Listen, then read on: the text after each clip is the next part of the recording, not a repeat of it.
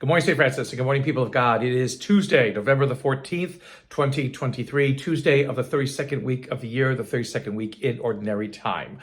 I'm not in Raleigh. I'm in Silver Spring, Maryland again because it is time for the Advent workshop with our postulancy, the first-year guys who have just entered into the order. And so come to the Postulancy House, Holy Name College. Some of you have seen it before in previous videos that I've done whenever I'm here during the year. This is the room that I'm in. So I just have a break, and I just got here, and I didn't have a chance to do this earlier. So I just got a break, so I'm going to run into the run through the reflection with you all for today while I'm on break. So keep our postulants, please, in your prayers. There are 6 of them. We had 7, we lost 1, but there are 6 of them from all over the United States, as we are now the province of Our Lady of Guadalupe. So this is our first postulancy class of the new province, although they began before the province was founded back in August. But now we are all Our Lady of Guadalupe province, and so our new postulancy, our new budding Franciscans are here learning about Advent and Christmas as we move closer and closer to the Advent season. Again, only 3 weeks away, a little less than 3 weeks away. And so where are we? So the Book of Wisdom today. Humanity was good, and God creates us good until the devil comes in and mucks up the works. Okay, yeah, I guess you can say that in many ways.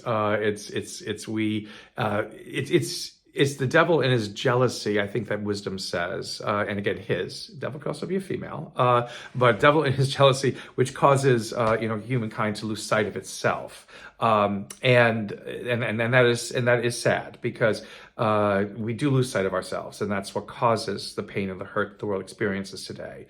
But then the passage goes into this wondrous and beautiful, description of the just, who try to remain true to what it is that God asks us to do, and what God asks us to be, in this world. And this part of the passage is one that is often used at funeral masses, about the just are in the hands of God, and no harm should come to them. And tried in the furnace, they now flower, and they're like gold that is brilliant, and they will shine, in the heavens, and what have you. It's not just, again, for the deceased, although we use it for a funeral mass, but it is about all of us, who dare to try to live this life and not be brought down by the jealousies or the pains or the fears that unfortunately some elements in this world, want to make us believe are more powerful than God's love. Want to make us believe are more powerful than what it is that God can do for us and what God promises to do for us. This reading happens at this time of the year because, again, as we move closer to the conclusion of our church year, do we truly believe, that our God has not just our best intents at mind, but will do everything to make those intentions, to make what God intends for us, what we intend for ourselves, a truth and reality that we can, believe in, that we can hope in, that we can allow to give us life and to have it to its fullest, as Jesus desires to give it to us.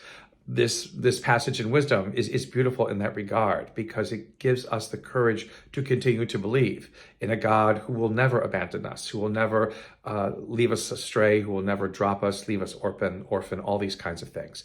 That this is a God who will go to great lengths, to any lengths, to make sure that we become the people that God has intended us to be. In the gospel today, we have a very interesting kind of description from Luke about servants and masters and things like that. Now, a couple of weeks ago, we had the parable of the master who prepares a great feast for his servants, and that Jesus says that that's what he's going to do also, is that for those who serve him there'll be this wonderful feast, and that's what that's what salvation will be about, and that's what our future destiny is about, is enjoying this great feast.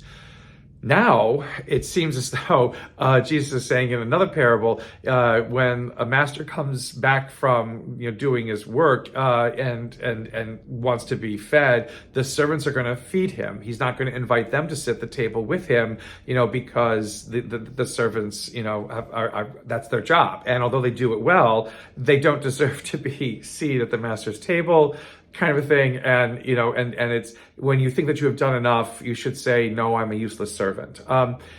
So the sentence runs counter to what it is that Jesus says he's going to provide. But in reality, The gift of dining at a banquet is God's gift to us, is Christ's gift to us. It's not something that we should expect or demand or feel as though we are obliged to. And I think that when we do often look at our faith as something that we can manipulate, so it's going to work out, that we will, get this and get that and be obliged to this and merit this and earn this and deserve this, that's not how it works.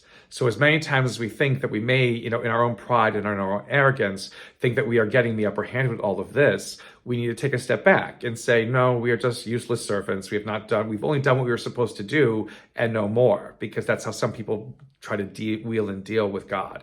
And that's not what it's about. It's about accepting gift. Always gift, a gift that is beyond measure, a gift that is beyond price, a gift that is beyond our imagining because it is so wonderful and glorious. That is what we deserve. That is what God gives us, not something on our own terms, but that which God knows is not only the best for us, but will give us the best of life. A blessed day, St. Francis and people of God. Keep our postulants in your prayers, and may the Lord give you his peace.